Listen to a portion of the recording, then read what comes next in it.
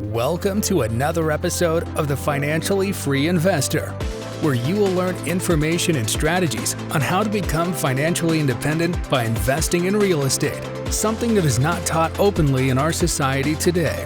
Financial freedom matters so you can live a bigger life, retire early, and do what matters most to you. Get ready to hear tried and true methods to becoming financially free with your host, Courtney Clark. All right, welcome into another episode of The Financially Free Investor. Today, you guys have the honor of listening in to the one and only, my beautiful bride, Courtney Clark. Welcome in. Thank you. I'm so happy to be here. Finally got you into the studio to record a podcast. Finally here with you. Here we are. Well, guys, we're going to jump into this. I wanted to interview Courtney. So you guys have already heard me talk about our story and stuff, and I thought it'd be super helpful because she just has a different point of view and she's experienced the same stuff differently than me because we're just different people. And yeah, so here we go. You ready? I'm ready. Awesome. Let's dive in. Cool. So why don't you tell us from your eyes, how did you get started on this journey to financial freedom? Getting started, obviously, we got started in this because of you. And I'm grateful for that. Although when we first started, I was so nervous and very afraid of the path that you were starting to lead us down and what you were introducing. And a lot of that came from just me growing up in the dynamics that I had as a child. So it came from, okay, we had been married for a little bit and I loved our life and I loved the security that we had there together. And I felt for the first time in probably my whole life, just stable and secure and safe, just very safe with what we had. And I didn't want to risk losing any of it. So with what you were proposing of investing in freedom, my mind went instantly to, I'm going to lose so much, or we're going to lose so much if we go down this path. And I feel bad now saying that sometimes because I think that it could come across like I didn't have faith in you. And it's interesting because I've always known that you are capable of amazing things. But it was different now going into on this other journey where we had our daughter and we had our home and our cars and our livelihood, and the chance of risking it just felt too big to take on. So let's dive into that. Okay. Maybe tell the people a little bit, just your background. You don't have to go into super far detail, but I'm sure other people will relate, and our story, more specifically your story within our story, it's got to be able to impact somebody because most people don't grow up rich. Most people don't grow up with this knowledge that everyone's learning about here on the podcast, and it's just not taught in schools. Sure. So maybe go into that and then. Yeah. So growing up, I went to 13 different schools. So we moved consistently, and 12 of those schools were in Utah alone. One of them was in Pennsylvania. So if that gives you an idea, obviously we did not stick around in one place very long. There was not a lot of stability. Our family dynamics were really tumultuous, and there really just wasn't any stability. There was nothing predictable. It was very on the fly. I've seen things that I wish I never had to see. I've experienced things that just were awful. However, I will say all of those now being where I'm at, I'm grateful for the lessons that I've learned along the way, and I'm grateful for my journey. But it really impacted when my life changed and it became stable and safe and secure. The trauma that I had from a child that I guess I just hadn't dealt with it, or I hadn't dealt with that level of it. I felt like I had overcome quite a bit, But as I think as people, we continually, if you're on a path of growth and you're on a path of wanting to better yourself, you're going to continue to have layers of, okay, I want to visit this, or sometimes you don't even want to. You have to visit that to grow.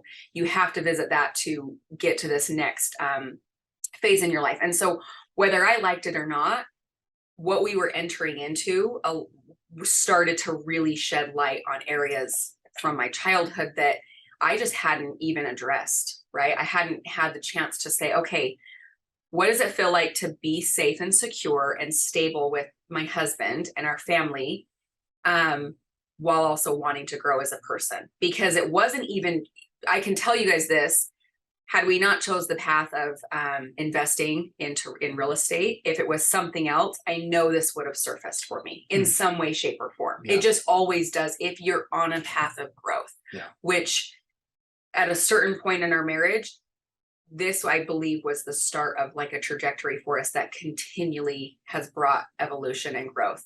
I mean, even 2 years ago and 1 year ago, I've revisited things from my childhood, from my adult, my early 20s that I'm attending to. And there's nothing wrong with that. It's great. So history-wise that's a little bit about me. I moved a ton, lots of different schools. Again, there were blessings that came from that, of just being able to connect with people fast, being put in situations and knowing how to navigate myself in that. So I lived on my own since the time I was 15, and I worked at an insurance company for 9 years, and I absolutely loved that. And again, that was something that was really different for me. I actually worked there for a total of 9 years. So I was just shy of 10 years when I left. And interestingly enough, that to me was like, I was so proud of that. And that helped develop that feeling of stability because I had somewhere that I was consistent at for a long time. Our house in Bluffdale that we just sold, that's the longest place I've ever lived in one location. Yeah. So again, these are just parts of my story, but I can absolutely relate to anyone out there who instantly, like maybe it's one of you that have come to, that are bringing this to the table of, hey, I really want to talk to you about investing in real estate. And so I'm kind of speaking, I feel like I'm speaking to both here, but if you're the person that is nervous, or you know someone that's initially nervous, like I think this is a great, this will be a great episode for you, because it was a journey for me to get to a comfort level, and it took time, and it was, step by step, brick by brick to get here. Well, and I think that's why your story is so important for people, because most people, they view it like, oh, what, you're going to go buy a bunch of properties? Like, then you're going to have tenants calling you at 2 a.m. and, just all of the horror stories. Yet, like, you were able to like go, okay, place a little trust. And so I just think that, your version of our story is really cool, because that support, like without that support, we wouldn't be where we are today. I appreciate that. Yeah, well, I mean, just think about like when we first got married, I was gung ho on like, I want to buy a duplex and I want to live in one half. Do you remember that? Oh yeah, and I put rent my out foot the other, down. which is fine, Right. right? Like we ended up buying a bank-owned townhouse, which that's where we got Brinley home for the first time, and we have our own little story wrapped up in that. Right. And so, you didn't say no. I just had to find something that you would say yes to. Yeah. And I think that that right there, I think is like golden, and it's maybe step one. So if you're on this journey and you have a spouse, and whether it's that you're introducing that person into this world, if you will, like maybe you're the person listening and you're the one that's interested, and you're over here trying to rack your brain of how do I get my husband or wife interested in this world with me.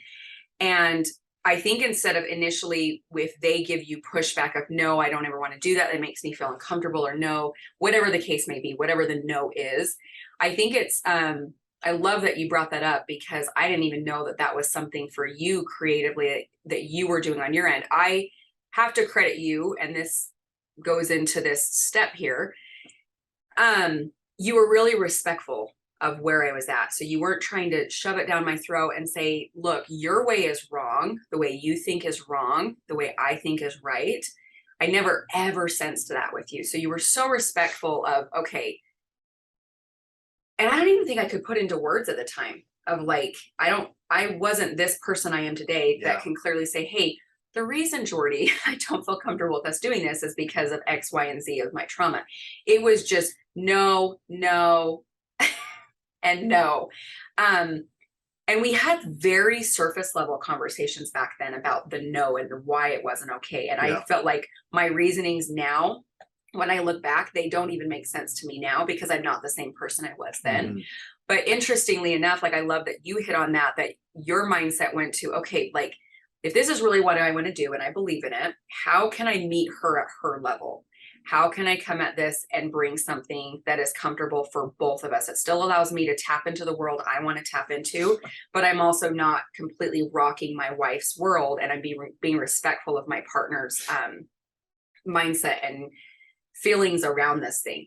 So that's something I did really appreciate about you, was just I didn't feel it was ever forced. And I love that you got creative. So that's, that's a piece of advice there, right? Get creative and meet your partner at their level with where they're at.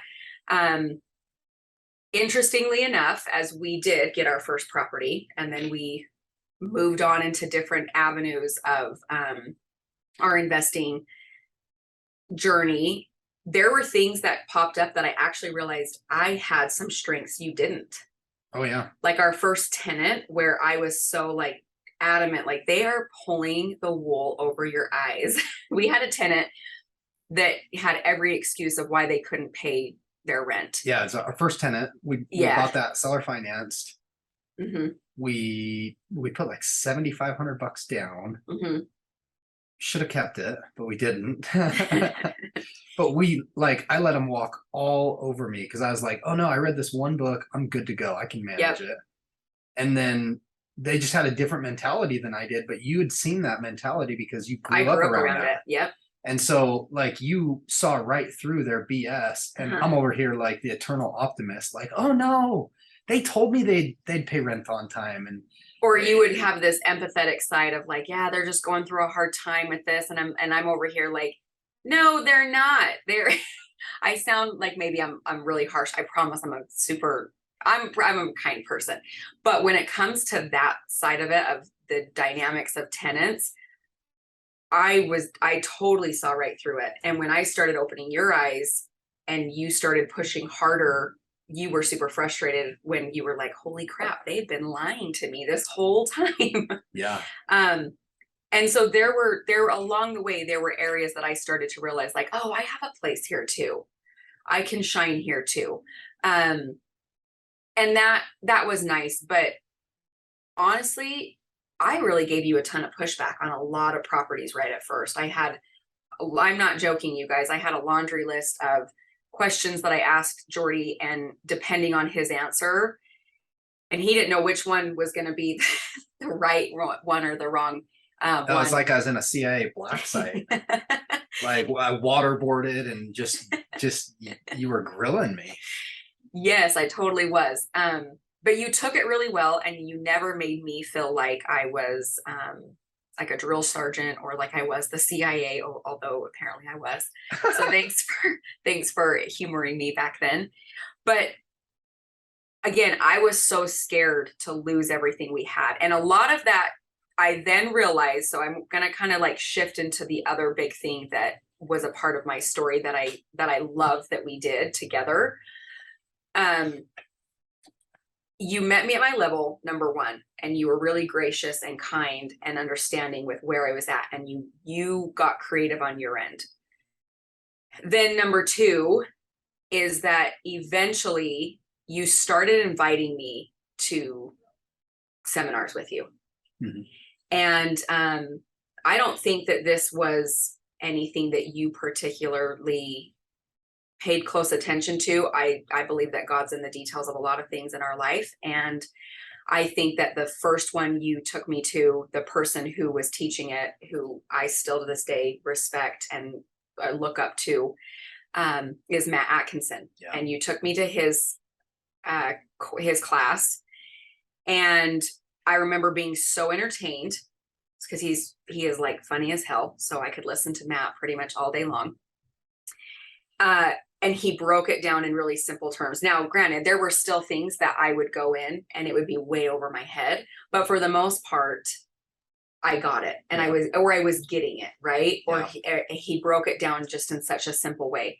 So that was huge because for me, so again, I'm speaking to those of you that you're looking for ways to either get yourself out of this place or this, scarcity place, or you're looking to share this message with someone who's in this. All right. The next with those seminars that you brought me into, what was so important then, I realized the real estate bug wasn't going away for you. It wasn't going anyway anytime soon. And by this point, I think we had only done maybe the 2 deals. I think we had the property that we did the seller financing, the one we put $7,500 down.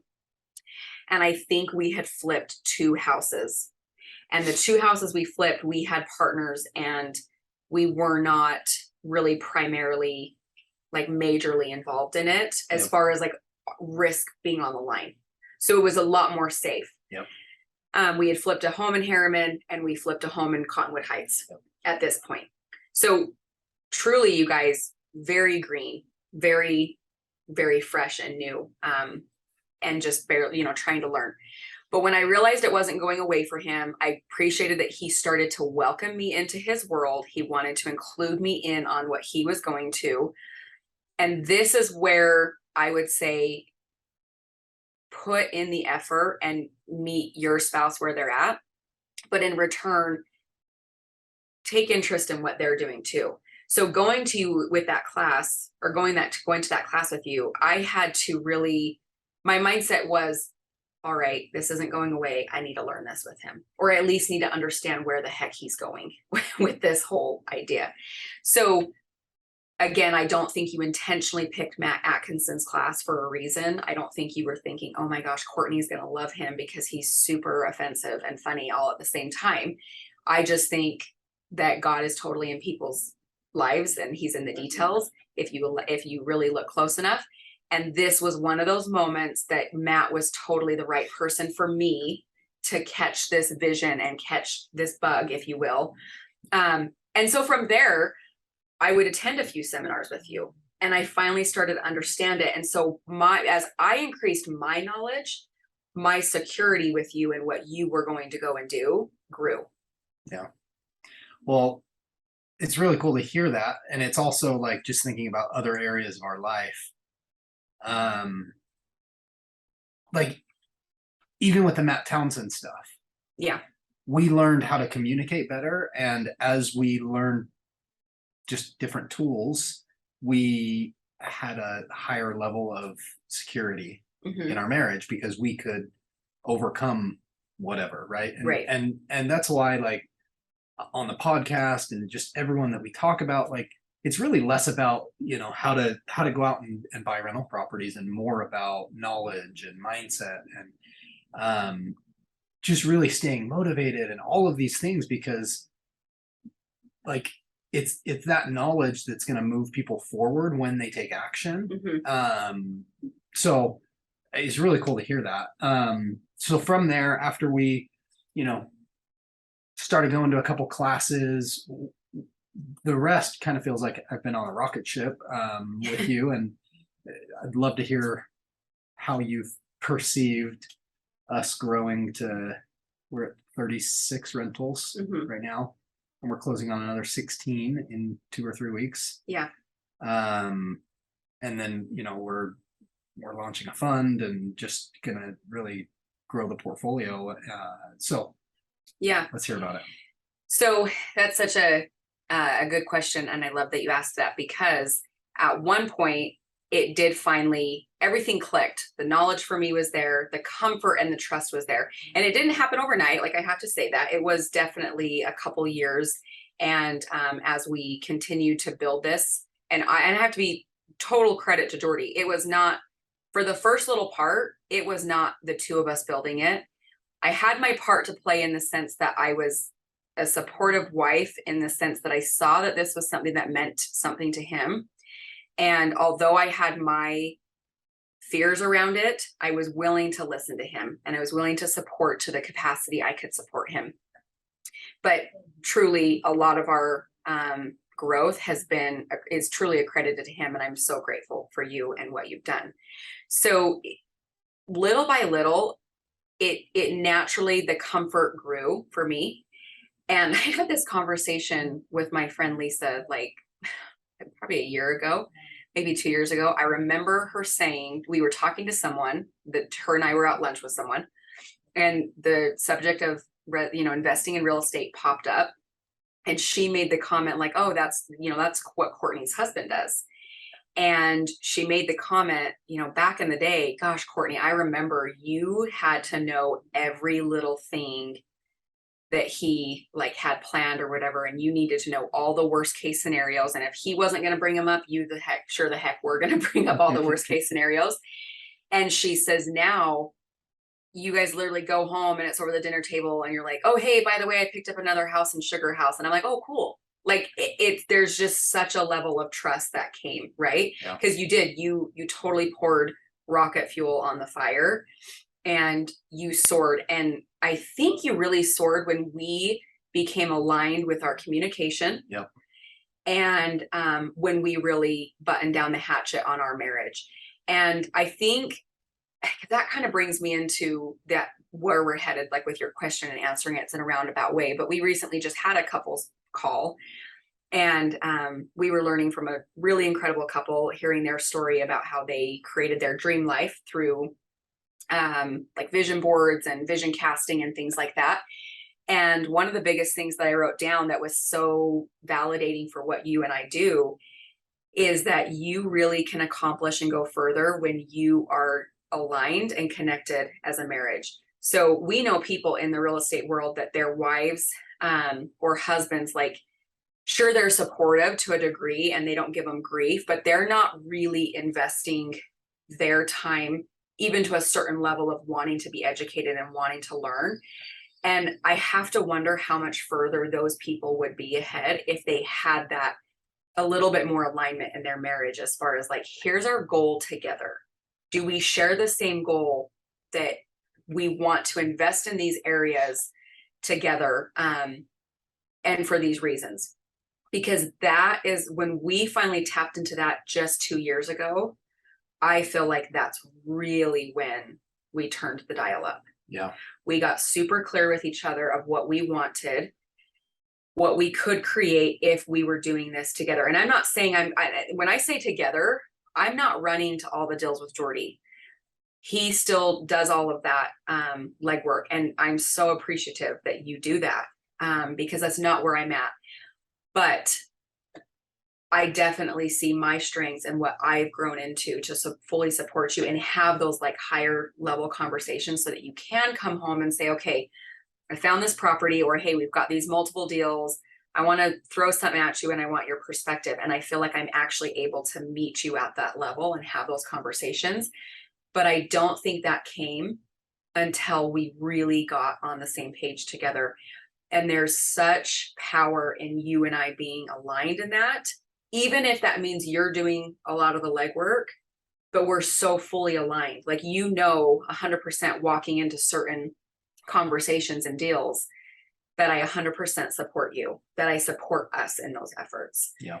But that didn't come overnight either. And that took time. And if you can get there in your marriage, you're going to soar greater and faster, in my opinion. Yeah. That's really good advice. Yeah. I don't know if I answered the question, but it is my thought around that.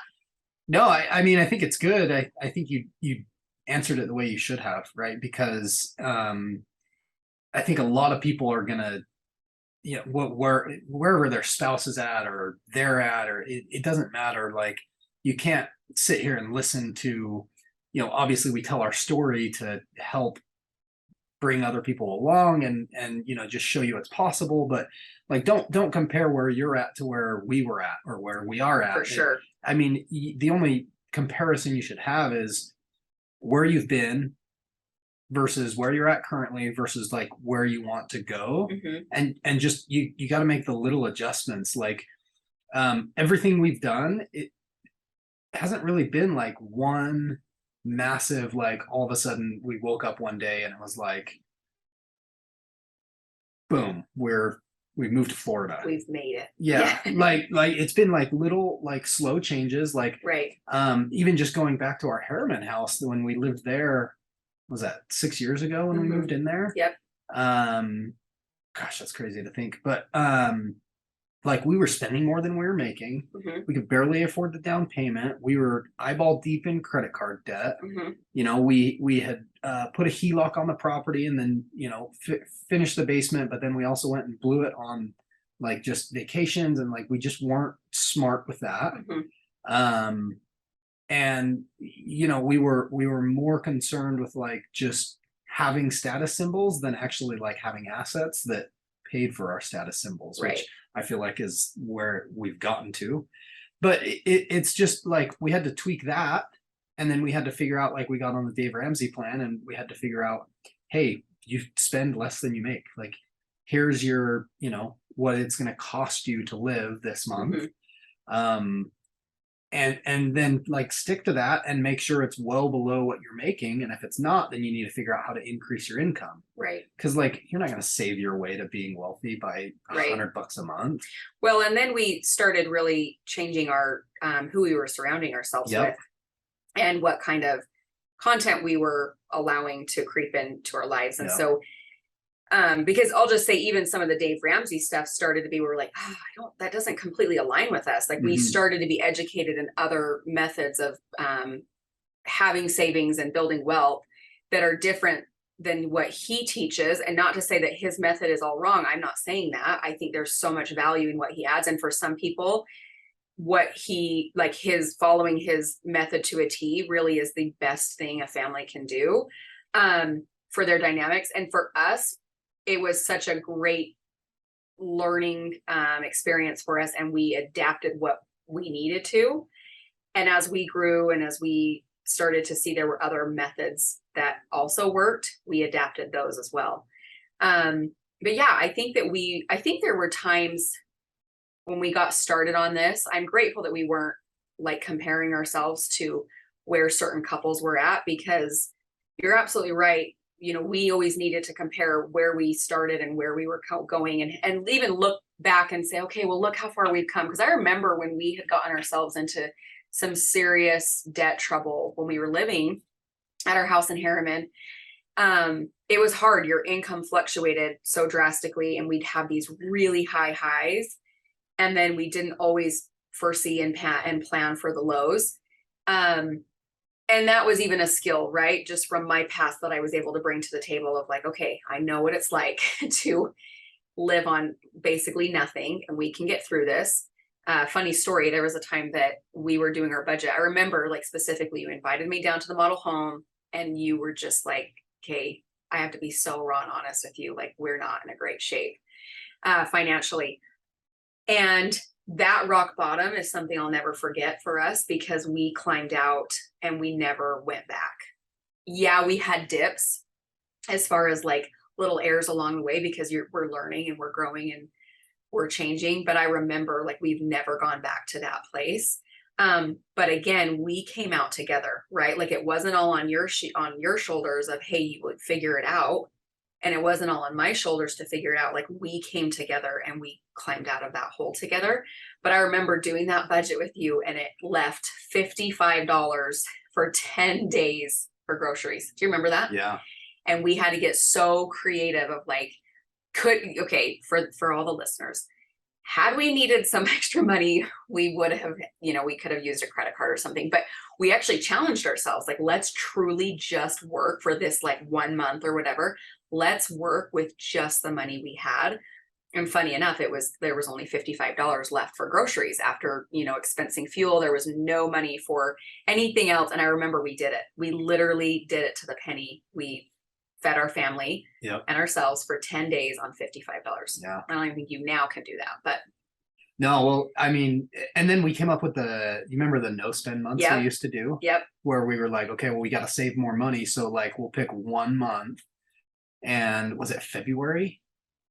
No, I can't remember. September was one. I do know September? we did it once because we wanted to get past Brinley's birthday and we had a no spend month and we planned for it. So we were really intentional. We set ourselves up of like, okay, date nights were creative. Like we didn't go spend money. We walked around Barnes and Noble and picked books out and talked about them or whatever. We dreamed and yeah. Yeah. Like it forced us to get creative, to still have that connection. And even with our kids, right, with our daughter, you know, we went to the park instead of taking her to the movies or taking her to an amusement park or something. So we had to get really creative, and then dinners were definitely different, and we prepared ourselves. So like we knew we weren't going to be enjoying certain things, but it was a fun challenge. We did it together. We were successful together. Because again, that, I mean, totally supports that idea that if it was just me coming to you with this and saying, this is what we're going to do, it'd be so much harder than if it was us being aligned and saying, okay, September 1st to September 30th, this is what we're doing. Mm-hmm. And we're going to go all in. So I think those little things along the way have helped us. But yeah, when I think about our journey and I think about where we are from where we started, there were so many times that it's cool to look back and see our growth, because we are not who we were starting out. And I think that's hard. We had a conversation with a dear friend of ours recently that he started focusing on, like, am I starting too late? Mm-hmm. Am I getting into this thing too late? And the answer is no. It's really not. And in fact, on our journey, like I said, as we're discussing this whole like no spend month and things, we were still on our path to trying to get to financial freedom. And we were making mistakes along the way. Yeah. And we were being forced to have to, in other ways, come together as a partnership and as a marriage. And I'm like, just now, kind of as we're having this open conversation, I'm kind of tying it together and seeing those little moments of like building that relationship and that foundation together of, hey, we can accomplish something, and we're going to be 10 times stronger and better and more successful if we just do it together. Mm-hmm. That right there was like a beautiful example of how we did that. I remember we wanted to have money sometimes to invest in certain things, and we would do the no spends, not because we were broke, but we did it as a challenge so we could save up a big chunk of money to go towards a project we wanted to be involved in. Yeah. So we got creative and fun together, and I'm grateful for those opportunities. I'm grateful that we put in that work, and look where we're at now. Yeah. Look where we're at. Look where we're going. It's been a fun journey so far. And you know, just to echo what you said, I think the most beautiful part of this is how our relationship has gotten so much better, where like by no means is it perfect yet. I mean, if you would just do things differently, maybe it would. No, I'm just kidding. Right. If you would only make your bed in the morning. I do make my bed every morning now. Yeah, no, but I mean, next level self does that. Yeah, well, you know, and we're constantly kind of just trying to, you know, figure out tools and get around the right people that want to move in the same direction as us. And you know, just thinking about like, we have a mutual couple that they're friends, right? And I won't say who they are, just for their privacy's sake, but I think you'll figure it out, where like, you know, we've gotten pretty close to them in the last few years, and like I kind of see them going through this pullback of their friends, because you know, they're realizing their friends are like kind of not intentionally dragging them down, but they're like crabs in a bucket, where they're like, they see them getting to this next level of themselves, and they're kind of like, you know, leeching off of them, or just like kind of dragging them down, and just being like a energy vampire. Right. And I just sit back and I'm like, man, like we totally had that in our life. And, we still love those people, but we just slowly like disassociated ourselves with them, and then associated ourselves with people that were more like-minded of the trajectory we felt we were on. Or more supportive in the sense, because you nailed it when you said, it's not that they're not good people. That's not at all what we're saying. And I'm not saying you go cut those people out of your life, because that's not entirely what we've done either. But we've set new boundaries around that friendship, and we've set parameters in place that, there's some things we're not going to touch on or spend as much time with them on for these reasons. And we're going to go invest. We have a very limited amount of time, you and I, and individually and together. And so we're pretty intentional who we spend our time with and who we're going to pour into, and also who we're going to allow to be, pouring into us. Yeah.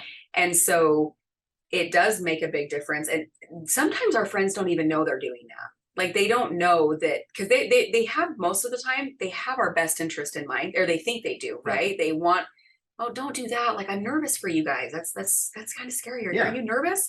And so where's that coming from them, right? It's not coming from a place of, not all the time, that some people, yes, that's coming from a place of they don't want you to succeed because there's jealousy there. And other times it's coming from a place of they don't want to see their friend hurt or be in pain or whatever. And they might have an uncle, back in the day that did this one investment deal and it blew up. And so, oh my gosh, I can't let you guys do that. I couldn't live with myself if I didn't warn you. And so oftentimes it comes from like a decent place in their heart. Yeah. But it's also not coming from an educated place either. It's coming from a fear place. Yeah. And so, I think that it does matter, and it makes a big difference. And I think being mindful and aware of who's around you as you're on this journey, who's in your spouse's life, who are you guys like associating with? Because again, we started to really change those dynamics. And surround ourselves with people that were going to help feed the positive dog and not the negative dog, right? And even speaking to when I had fear, we were surrounding ourselves with people of, hey, I've been there. I know what that feels like as a wife. Educate yourself a little bit more. Go learn about what this might look like. Yeah. And so I think having that's just super helpful. Yeah. I do have a question for you. I know this is your podcast, but I'll be asking. You told me I'd be asking the questions here. I want to ask you, just because we're having this fun conversation, do you, like, from your perspective, because I haven't heard it, do you feel like we've gone further, or can you shed light of what it has felt like for you when we did finally get aligned, and what that did for you as, number one, a husband, and feeling like, okay, we're on the same page, and what did it do for you with your, I'm going to call it career, but just your goals, your dreams, your ambitions and aspirations? That's a good question. I mean, obviously the support means so much, because like, had you not been supportive of, going and flipping properties so that we could buy rental properties and kind of catching that bigger vision, we probably wouldn't have done it, because you probably would have, felt unsafe. You would have felt unsecured. You would have felt like, I'm reckless. I'm doing whatever I want. And, that probably would have driven us apart. And unfortunately, I see it happen a lot in real estate, where it drives people apart. And rather than, and it's not like you were attached at the hip with me the whole time. Like, you don't need to be that, but we would check in and be like, look, this opportunity came up. Should we go for it? Right. On the first few. And, having you say yes, finally, like, that gave me the confidence to be like, all right, well, we're doing it. Right. Like, this is finally the opportunity that we both feel good about. And, if I crash and burn, then she's coming with me. But it worked out, and we figured out a way most of the time. We've definitely had a few that haven't gone the way we wanted to, but then we've had others that have gone way better than we ever thought they would. Right. And, I mean, at the end of the day, like, just the interesting thing is, now that we're talking about it, and I never thought about it this way, but who we've become is probably way cooler to me and than the stuff we have, the Yeah. properties we have, the cash flow, whatever, right? Like, just the level of respect, autonomy, whatever you want to call it, that we have in within this is really cool, because there's other investors that we both know mutually, and their spouses are just like, look, do whatever you want, I don't care, just don't talk to me about it. Right. And Right. I don't think that you should have that mentality, because what message does that send to your spouse? Right. Right. Like, I'm sure residential real estate or investment properties are not like the topic you want to talk about. Yet we talk about them, and we make sure to talk about everything else. That was one mistake I've made, where like that's all I wanted to talk about for a while. And you were finally just like beating me off with a bat, because you were like, get out of here with your rental property talk.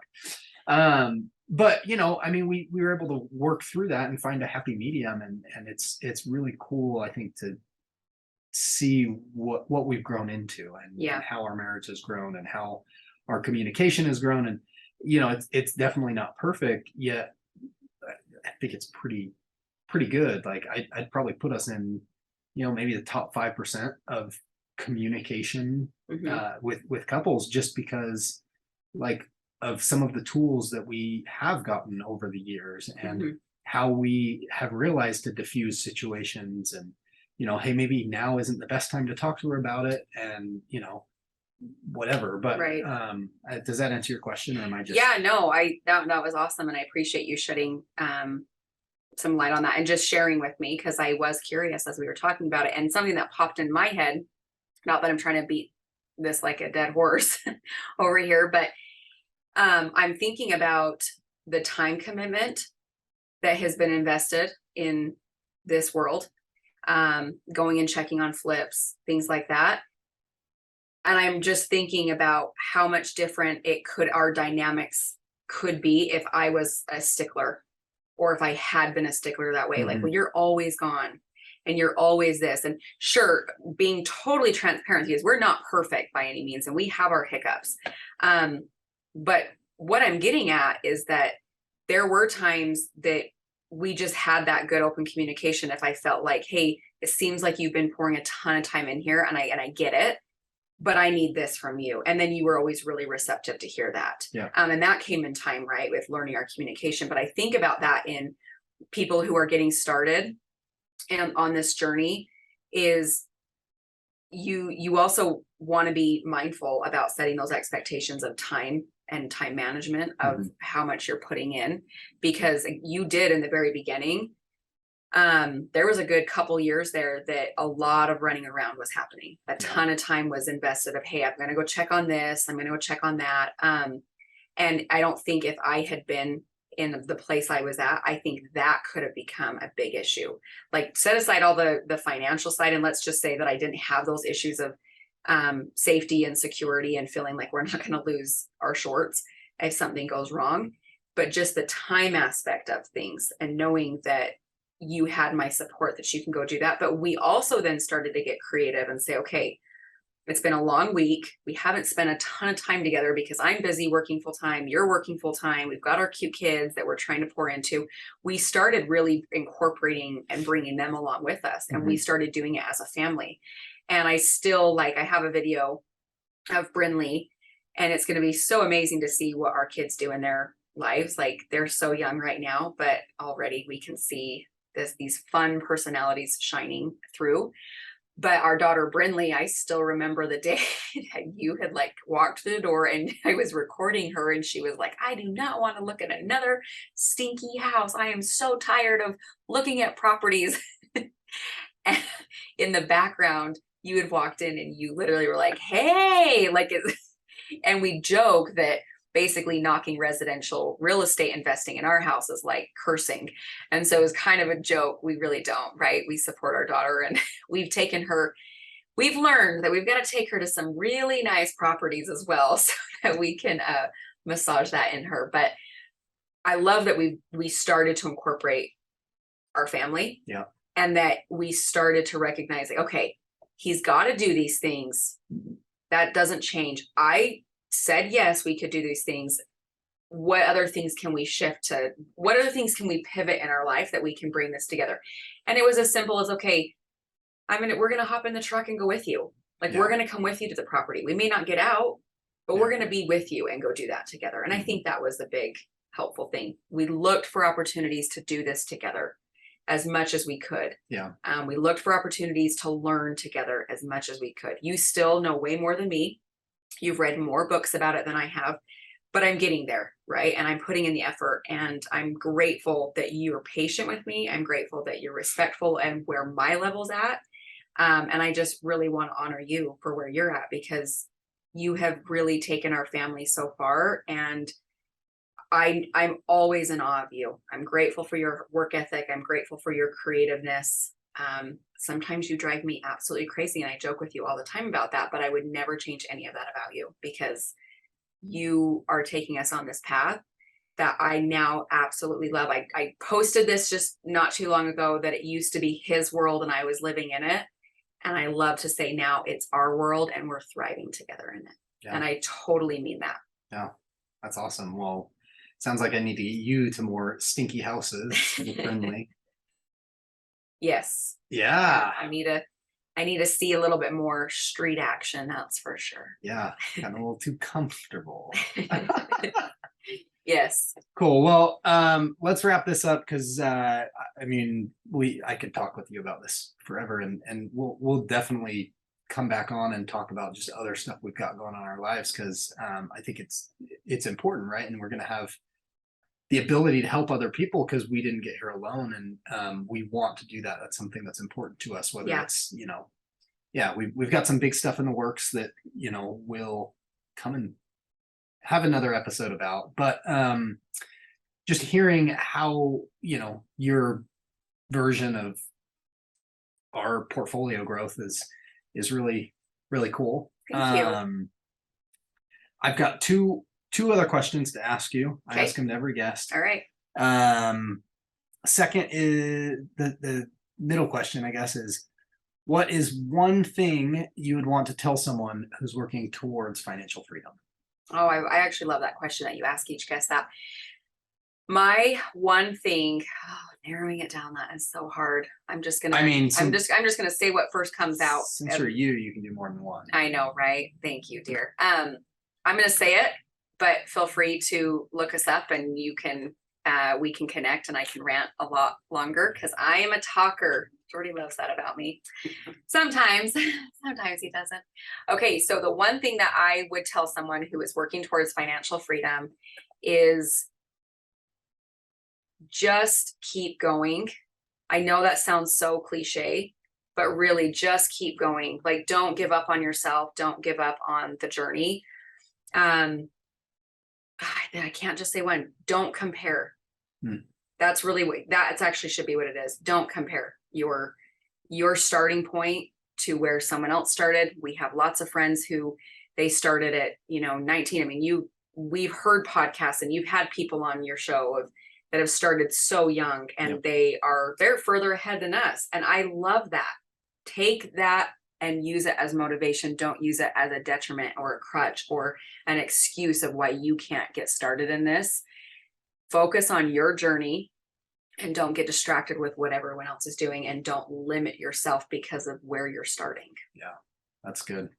That's very, very good. Knowing what you know now, what would you have done differently on your journey, or our journey? I would have joined you. I wish I would have joined you sooner at some of these seminars you were attending, because it really was attending those and actually just educating myself that helped build that trust, and helped me with my journey of feeling like this is the right path for us. Mm-hmm. You don't know what you don't know. So had I just taken some time, poured into the subject that was important to you, I think my level of trust would have changed, and we could have excelled a little bit quicker. I was really hoping, and I love hearing that, but I was really hoping to hear you say, Jordy, you were right. We should have bought an owner occupied duplex, lived in one side, rented the other side out. I'll never say it. I'll never feel that way. It's just not meant for me. Sorry. Well, give me 10 years. I might change my mind. I don't know. Your answer is pretty good. Because I would say, like, the cool thing about, and this is us where we're at now versus where we were 5 years ago, because I think we had a different mentality then, but just like spending a few $100 on a Saturday to go to a seminar, or, spending a few $100 and buying a course, you are basically like getting all of the highlights and lowlights, because sometimes there's problems that they talk about, like, hey, avoid this and those things, but you're basically paying to shortcut like years or decades of experience, right? So that you can, like, well, let's say somebody's 60 and they don't know how they're going to retire. Well, you can totally become financially free through real estate in 5 years. Oh, absolutely. Even if you're 60. Right. You can do it if you're 80. Right? Like, you're never too old. You never have too little money. Like, you can start with $0 and a negative net worth like we did. And if you get around the right people and learn the right things and believe in yourself and then go and take action, like, that's all you need. Yeah. Because I can't tell you how many people I know that, like, they're all multi-millionaires, deca-millionaires, and they started with nothing. Well, and I love that you brought that up, because honestly, if you do go look at everyone's stories, they all have like one thing in common. They didn't think that they could do it, or they kind of thought they could do it, but they didn't. Like, no one was born into it. And that's like, not, there hasn't been someone yet to this day. Maybe there's someone out there, or there will be, but the people we've talked to and the stories we heard, no one said, yeah, I was born into this and then I just kept it running and churning. Yeah.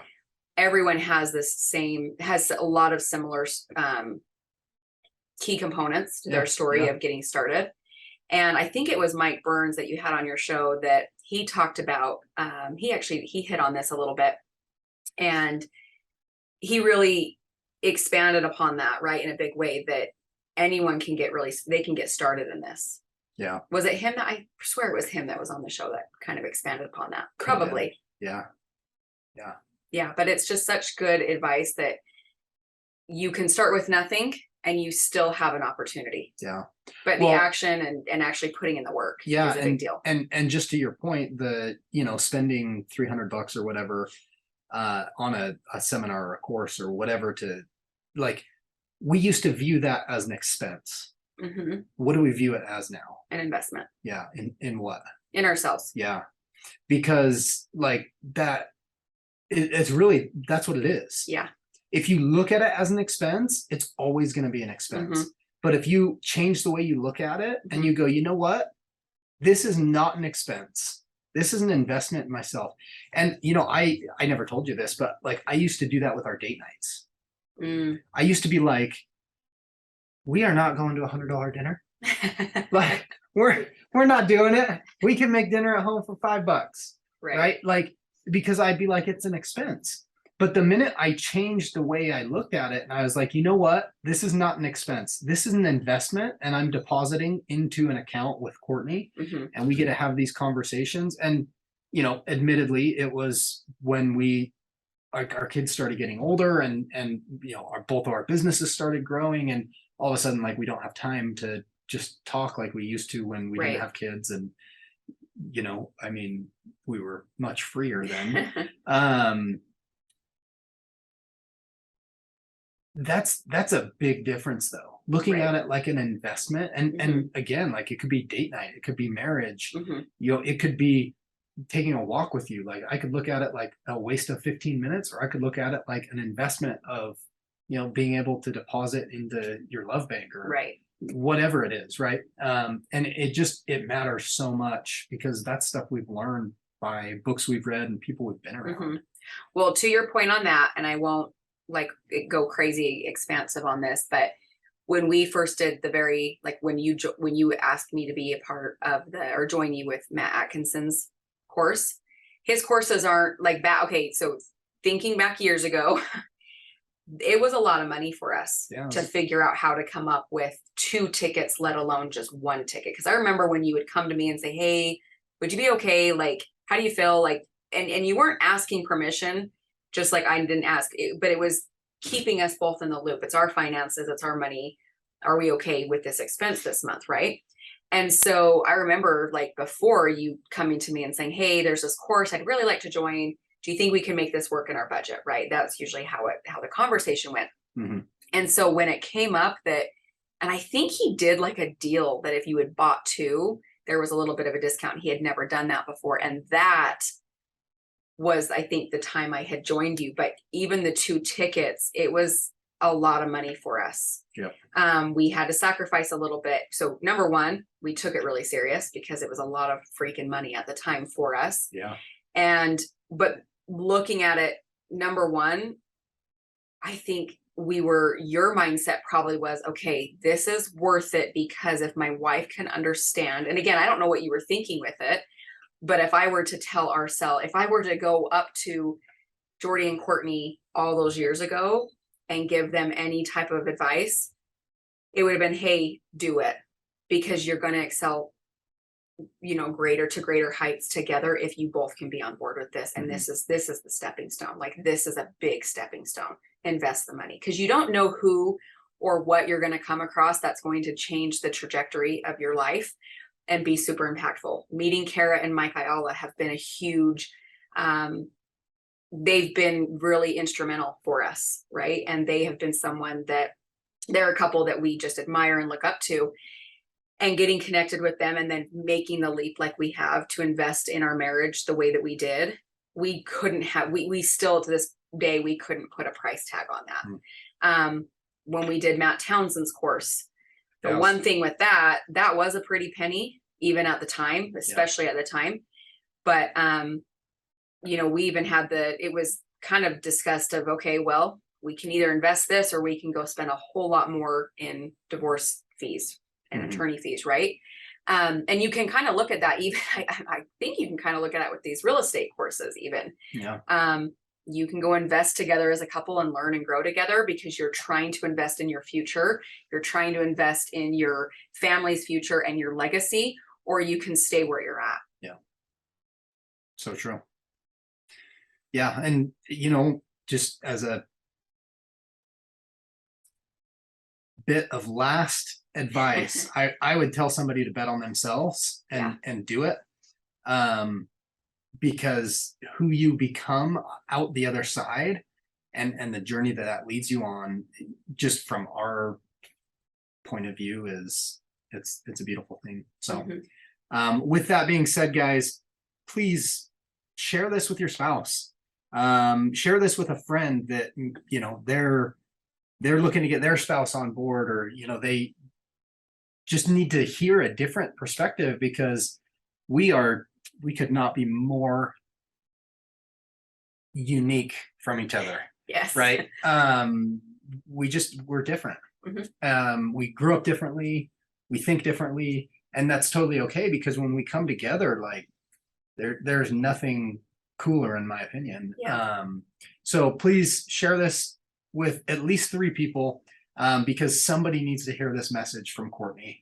And this won't be the first time that they hear a life-changing message from her because you're so kind. She's amazing. So thank you. With that being said, guys, thanks for tuning in and we'll see you next week.